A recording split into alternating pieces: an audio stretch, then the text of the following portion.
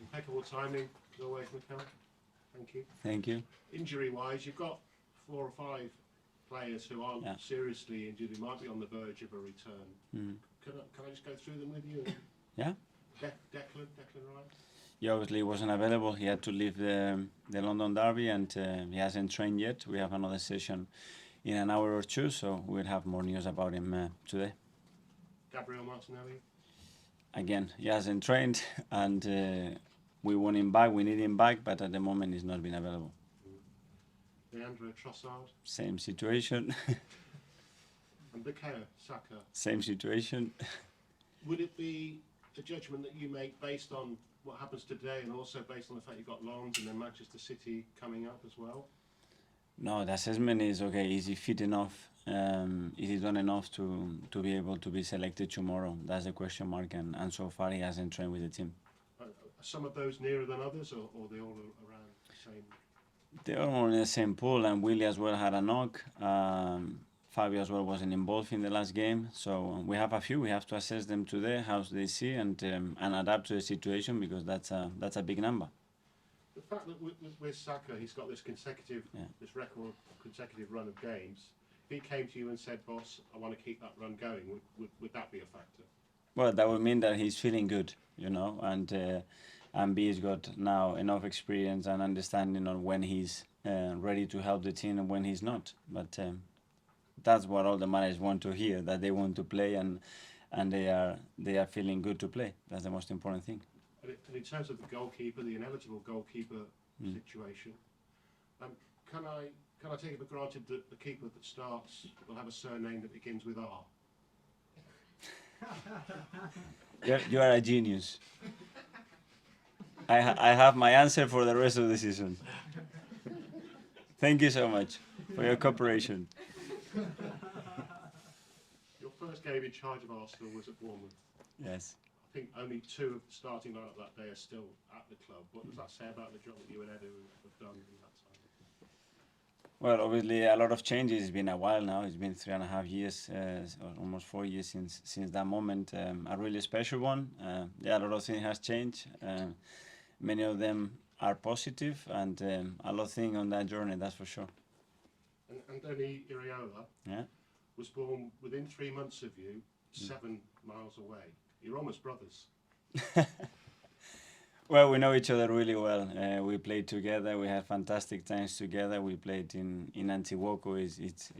It's a team in San Sebastian that has produced a lot of players over the years. They do fantastic work, and we were privileged to be raised there, to be educated there, and that's the beauty of football, that 30, 40 years later, we are together in the Premier League as managers, both of them, and I'm really, really happy for him. Is there something in the Basque region water that produces good football coaches? Well, first of all, is the passion about the game, about football. I think the education that we get, a level of coaches there is really good. They really take care of the academy. You have to see Real Sociedad, Athletic Bilbao, Eibar, all those teams. They do fantastic work to raise talent, and it's not a coincidence that a lot of players have come through there.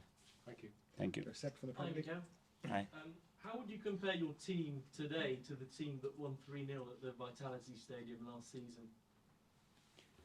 Very difficult to compare. We want to play like we did that day, even better, and still win the game. We have some changes, and the team is in a different moment. The objective is going to be the same, to be better than Bournemouth and beat them. Let's see what happens tomorrow. In terms of the goalkeeper situation, can you recall any periods of your playing or managerial career where there were 2 world-class goalkeepers fighting for the number 1 spot every week? Yeah. Can you talk us through those situations? Since I was 13 years old, one in Antiguoco and the other one in Barcelona. My 2 goalkeepers in the team were Victor Valdes and Pepe Reina. And does this inspire you in the way you manage the situation today? I don't know, but I was so safe. I look back and I have Pepe Reina and Victor Valdes. I was like, I have a big chance to win the game. What's your biggest challenge this season in terms of improving your team? Well, playing better every day. Playing better and suffocating the opponent more, create more chances, concede 0, and play as far as possible from our goal. Is it the goalkeeper situation, the midfield, the forwards? What's the most difficult It, situation? it's all to it's deal all with? it's all linked, and the opponent has a big say on that. You know, you face different behaviors from opponents, different concepts. Games open up when you score early, when you don't, when you concede, when you have errors. A lot of things affect, but continue winning. Thank you, Mikel. Thank Ian you. from Talksport. Hi Mikel, Hi. hope you're well. 9 matches unbeaten so far in all competitions. Must be pleased that obviously, depending on the situation, you still managed to come through and not be beaten by anybody yet this season.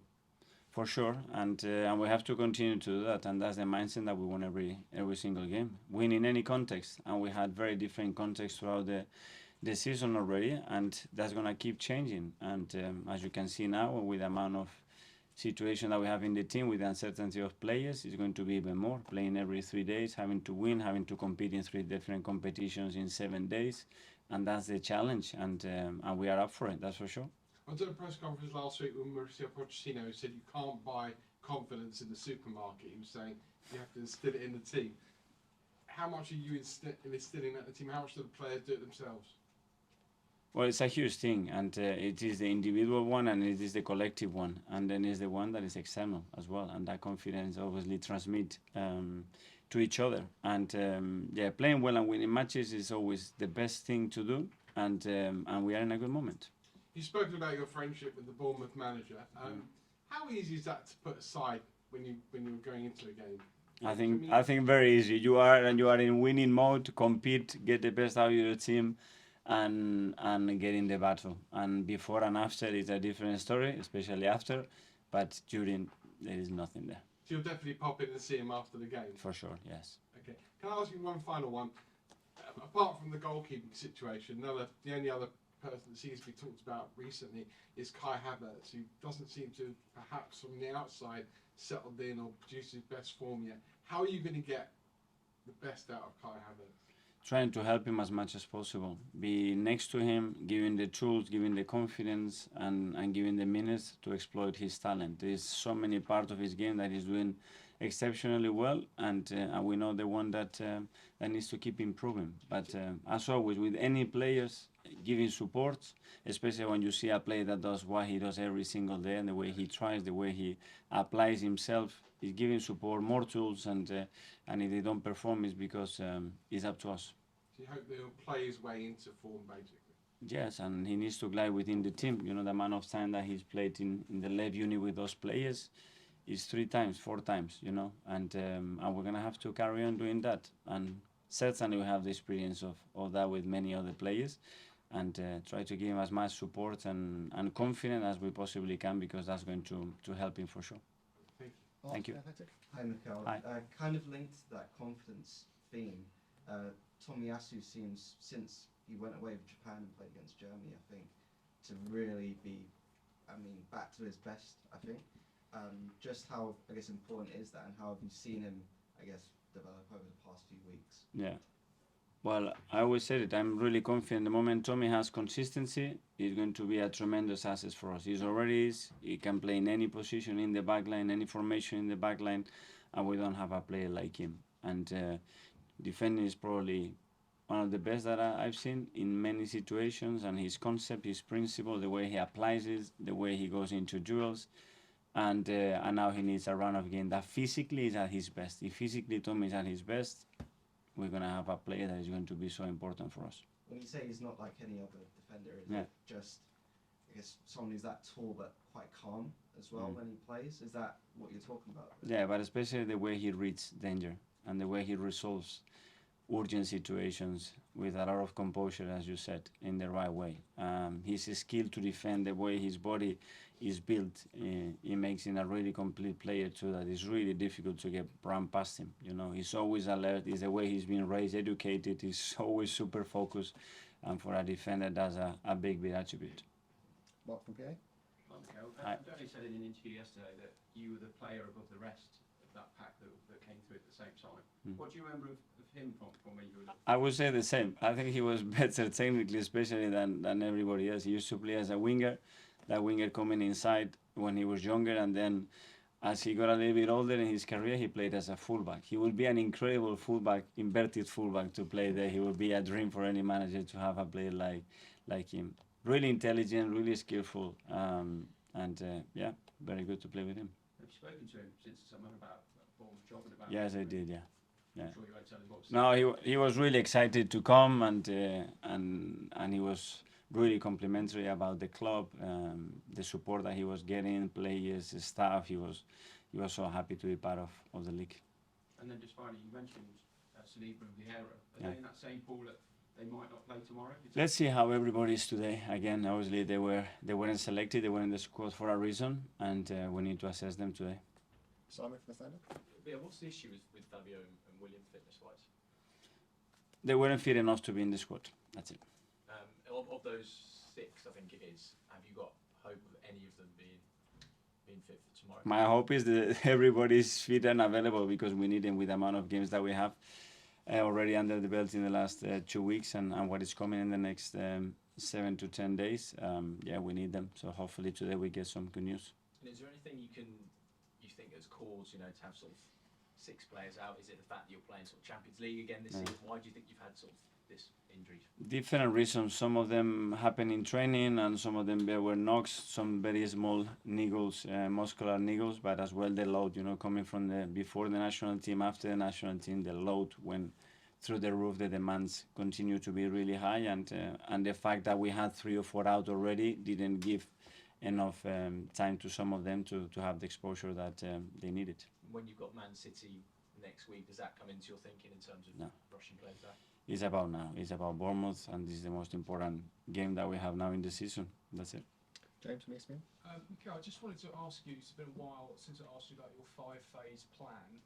Are you in phase 4 now, or are you still in phase 3? Well, I don't have time during between games right now to talk about the phase. The phase that we have right now is 24 hours to prepare a game in the best possible way to beat Bournemouth, and we can get into that maybe in an international break or when a little bit calmer. So you won't tell me if you're in phase 3 or 4? Now, no. Maybe in a month's time I can tell you. All right, I'll wait then. I'll ask you another time. Okay. Thank you. Hi, Mikel. I just wanted to ask about Reiss. When he's been coming off the bench this season, he seems to have found a lot more consistency and continue that in midweek. I'm just wondering sort of what's changed, because before maybe he was a little bit more inconsistent with his performances, but over the past few months he really seems to have found a rhythm. Well, first thing, availability, and to find consistency, you need to be available. And if you miss periods, your peak of form is going to be disrupted, and obviously then you're going to have less chances to play. And now he had an niggle in preseason, he was out, and now he's come back and he's finding form, and we need him. He has special qualities to play in wide areas in both positions, and especially with the situation we have now with the front players, it's been really important. And obviously he's been coming off the bench primarily. Is that where you see his role mostly as an impact player, or do you think we could also see him starting a bit more like we did in midweek? No, we have to see him starting as well, and we want to have a team that is more unpredictable and has the resources to rotate. They have to become starters as well. If not, it's not enough.